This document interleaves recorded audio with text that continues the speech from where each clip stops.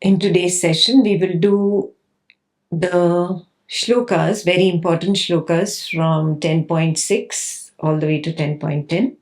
Hopefully, I can finish all of them. These are sutras or shlokas specifically devoted to superimposition. This shows you that the direct seeing of a sage, irrespective of whether he has followed an Advaita path or has come to the direct seeing through his own path, like in case of Atmananda, they both come to the same understanding. Yeah, like Adi Shankaracharya, thousands of years before Atmananda Krishna Menon, he spoke about superimposition, adhyasa. Thousands of years later, Atmananda, through his own direct method, has seen superimposition without being influenced by Adi Shankaracharya. So this shows that direct seeing is always the same, irrespective of who gets there. It's like a one-way street. There is no possibility of a conflict there.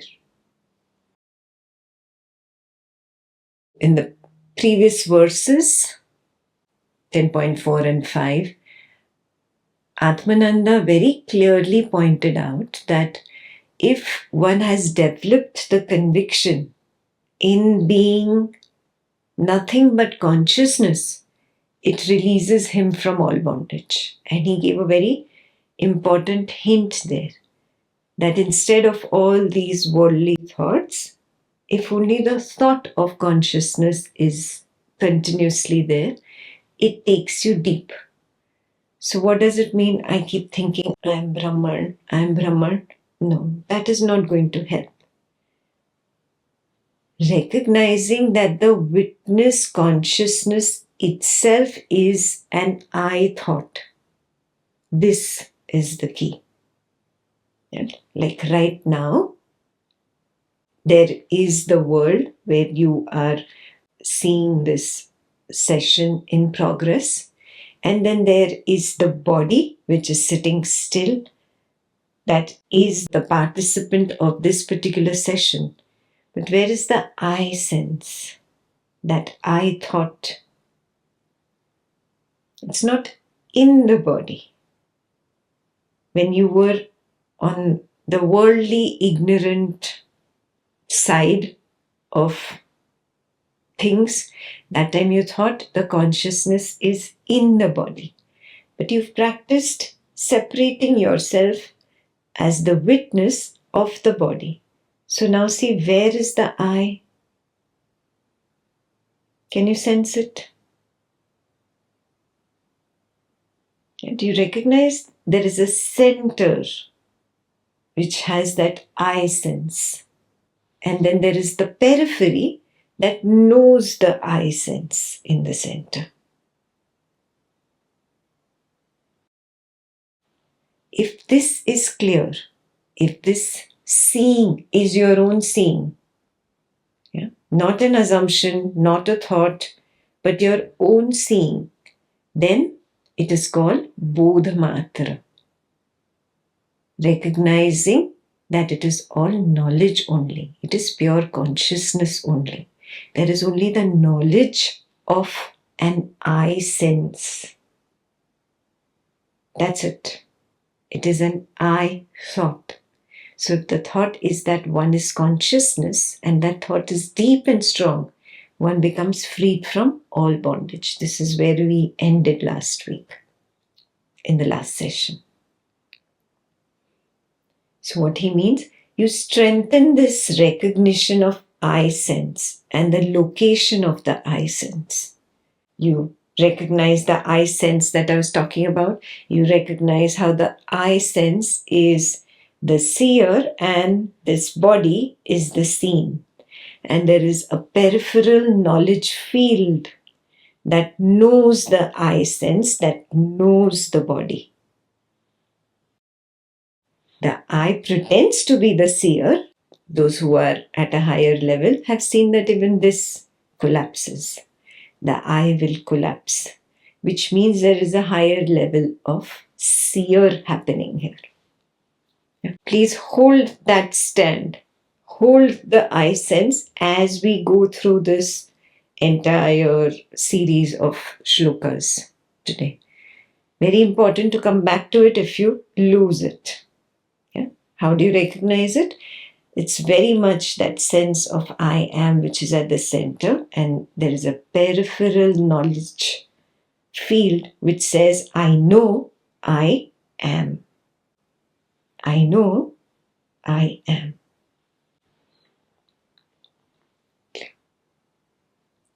Verse 10.6.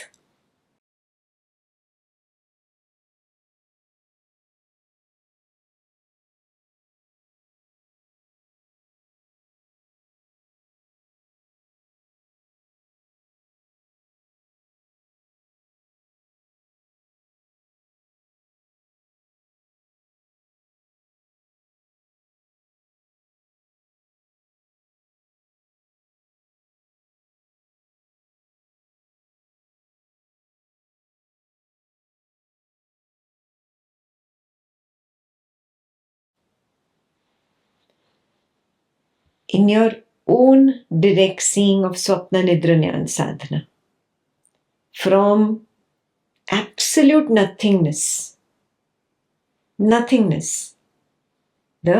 I sense emerges first. This I sense then projects illusions of a perception of sight, sound, smell, taste, touch, or sensation, or thought, or feeling. Yes. And the dream object is born. So there is first the dream character, the I sense, that does not like it being empty, nothing. It wants something. So it projects an idea. Yeah. So dream character is first. It addresses itself as I and then follows its dream world, which is you. So I precedes you or it. Aham prathamam, idam anantaram. Is this your direct seeing? Not just recognizing that I'm the witness of the dream, but recognizing the sequence of appearance of the dream when it first emerges from the deep sleep. Is this your direct seeing? That's the question you ask yourself. Most of you finished all the 100 points of Swapna Nidra Jnana Sadhana. It will be very clear to you whether this sequence is apparent to me or not yet. Aham or I sense cannot be idam or this. This happens later. Aham is first. Aham prathamam, idam anantaram. The I-ness can pretend later to be this perception of sight, sound, smell, taste, touch, this feeling, this thought, this sensation. That happens later in the sequence. Yeah, but something deep inside always knows that the aham or I sense cannot be idam or this, that. That's what Atmananda means when he says that the seer can never be the seen and the seen can never be the seer. Means aham can never be idam.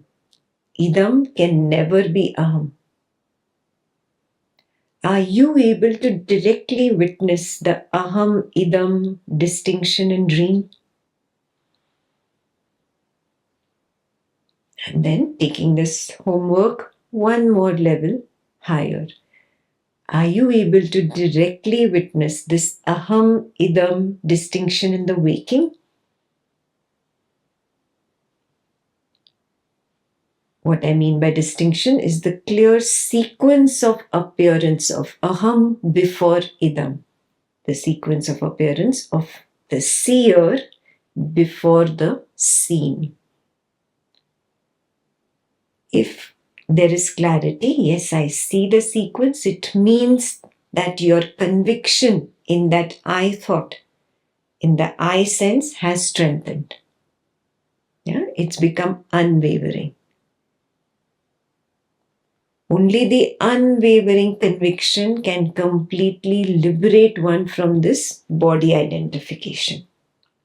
Means what? Means that the conviction that I am the seer and not the seen. This becomes steadfast, unwavering, uninterrupted. Means moment to moment there is a clarity. Every scene is discernible from afar, including this body. There's no confusion with this body. There is no confusion with the thought or the so-called mind. There's no confusion with the feeling or the so-called mind. Every scene is unmistakably discernible from afar. And because it is discernible, it cannot enchant me and it cannot repel me. Clear? No perception of sight, sound, smell, taste, touch, thought, feeling, or sensation has that enchantment power on me anymore. Why? Because at the core I've become clear that the aham is separate from the idam. And how do I become clear? Will it help me intellectually to see this? Will not help. You'll forget it. The next moment there is some big chaotic thing happening in the family, big dramatic moment. You cannot memorize this.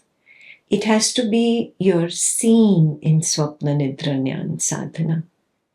First, when arising from the deep sleep, you see the I sense separate, standing alone, not liking the aloneness and projecting a perception, sensation, thought, or feeling. That's how you know aham precedes idam. Aham projects idam also. Then how can aham be idam? It's not possible. Becomes clear in the dream. The same thing extends out to the waking, no? The same thing. In the dream character can be fully witnessed. The dream character is the scene, the dream world is the scene, and the witness of the dream is the seer. Very clearly you can see this. But are you able to extend this to the waking, where the waker is the scene, the waking world is the scene, and the witness, or now at this level, the peripheral knowledge field is the seer. Yeah, it's an observation field devoid of an observer. Are you able to bring this to your waking moment to moment?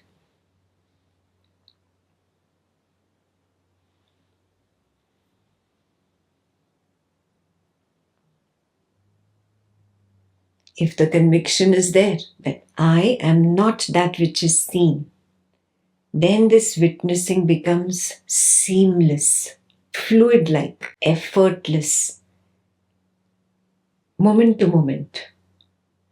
If this sets in completely, the witnessing being fluid-like, effortless, seamless, moment to moment, if this sets in completely, there is absolute clarity that I cannot be that which is seen. So I cannot be this. This is seen. And then the conviction deepens in the beingness, in the pure consciousness. So they feed into each other. When conviction rises, the seeing of the permanence of the pure consciousness rises. And the more this seeing rises, the conviction increases more. They feed into each other. Yeah. The main question for you is, do I have enough conviction? Enough conviction so that I can see the witnessing as seamless, fluid-like, effortless, permanently there, moment to moment to moment to moment. If this is not there, it means conviction is weak. Which means I need to work a little more on the conviction aspect. So now, how will you work on the conviction aspect? You have to first take this week to write down all the doubts that arise in you. There are doubts. These doubts arise irrespective of whether you want them to arise or not. It's not in your hands. You don't want there to be a doubt, but still a doubt arises. Suddenly you become the parent. How dare my son or daughter disrespect me? What has happened? This confusion between aham and idam. Superimposition has happened. Yeah? This means there is still some doubt. And if I realize that there is some doubt, I need to work on it. Atmananda cannot work on it for me. Ekta cannot work on it for me. It has to be me. That's why Atmananda is saying in this verse, the seer as such can never be the seen, and the seen as such can never be the seer. If this truth goes deep into one's heart, that mistaken identification with the body ceases. Yeah. Because the body is not I, it's anatma. Yeah. Atmananda did this in Atmanivritti. This is anatma. This is so clear to me. And there is no way I'm going to get confused by it. Okay? This is what the first verse is saying. And the main homework for you is to write down, why do you still lose conviction in being aham or I and become idam, the body, mind, person, whatever. What are these specific instances? Then the instances are not really important. Go one level deep and find, oh, there is still some doubt that I am the parent. There is still something. There's still something. A sense of responsibility, sense of I am someone, something. You figure it out. Drill deeper. Then only you are doing a true study, a true self-study or swadhyay. Once that becomes clear, the second part becomes apparent on its own. The second part is in 10.7.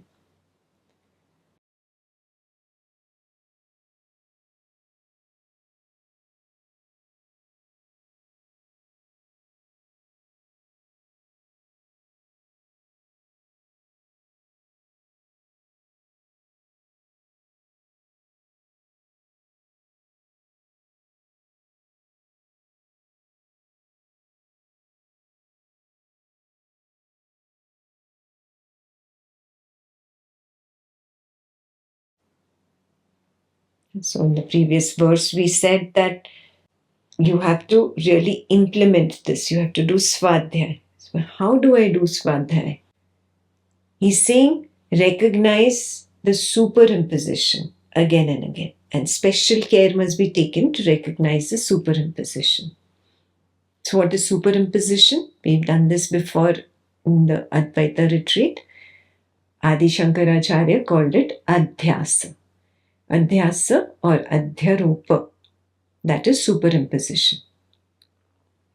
Superimposition in simple words, Adhyasa in simple words is, I see one thing and I assume that it is something else. The most popular example in these scriptures has always been the rope and the snake. I see a rope and I think it is a snake. That's the literal definition of superimposition. Superimposition means I think something has an attribute that it does not really have. For example, I think that the mirage is actually a lake and there is water there. So I'm assuming it has an attribute that it does not really have. It is superimposition is confusion between something which is real. The rope is real or the sand is real for the waker in the waking world. There is confusion between this real and something illusory like the snake or the water. The snake never was. Not before you saw the snake on the rope, not during the seeing of the snake on the rope, not after the seeing of the snake on the rope. The snake was never there. It was always illusory. Similarly, water in the mirage. It was never there before you saw water on that shimmering sand. It was not there during you actually looking at the shimmering sand and assuming it to be water. It was not there even after you actually saw it as only sand. It was always illusory. Very clear? Before, during, and after. The water was always illusory. Before, during, and after. The snake is always illusory. So, what is really happening here? There is only partial seeing of the real part. I see the rope, but I don't really see the rope. I superimpose a memory of the snake on the rope. There's only partial seeing of the real part. In the desert, I am very thirsty. So I'm already thinking of I want water, I want water, I want water. So I am superimposing the memory of water on the shimmering sand. Partial seeing of the real part. So I only see the real part as partial. Is that clear? So the partial seeing of the real part is overlaid by or superimposed by some past memory. Like the snake memory or the water memory. Yet the real part remains unaffected by the superimposition. That is very clear. Atmananda says that in life's activities, the characteristics of one are often superimposed on the other. Means not only do I superimpose the characteristics of body mind on the consciousness, I also superimpose the characteristics of the consciousness on the body mind. He's saying both are there and special care must be taken to avoid this. So this is a direct instruction. Take special care to avoid this. So I'll start you off with one exercise for this particular shloka. I'll give you one or two examples. You continue. New page, divide the page into two. Left and right. How are you going to take care? That is what this particular exercise is about. The special care that Atmananda wants us to take. The header on one side will be consciousness superimposed on the body mind. On the other side will be body mind superimposed on the consciousness. Remember, he said they superimpose upon each other. He didn't say only one superimposes on the other. So now I'm going to see in my direct seeing what do I superimpose on the other. These have to be my direct seeing. Bookish examples, how far can they take me? How far can snake and rope take me and mirage and water take me? So now the direct seeing work begins. Remember the age of the body, the so-called age of the body. Do you feel that you are that old? That number that came up right now? You had to actually bring it up. Do you remember? When I told you, the moment I told you what is the age of the body, for a moment you had to calculate also. Maybe you had not said the number this year or in the last year, so you had to actually calculate. Why? When I say I am X number of years old, what am I doing? I am superimposing the characteristics of the body on myself, the consciousness. Is this correct? Yeah. Now, there is a second part to the same thing. When I asked you the question, do you feel that old? What did you say? No. Harmoniously, everybody nodded. No. Now, what did you do? Now, that was the characteristics of the consciousness to be permanent, ageless, and that you brought and superimposed on the body. Did you see both sides in the same question answer? Yeah. Now, this is a very simple, harmless question. What happens when somebody says something to this body mind which is not pleasant? Not pleasant. What happens? Immediately, I am the parent. I am the older sibling. I am someone. Do you see this? The characteristics of the body mind have been superimposed immediately on consciousness. If at that moment a thought arises, how would Adi Shankaracharya be in this situation? There is an immediate separation from that superimposition. Do you see that?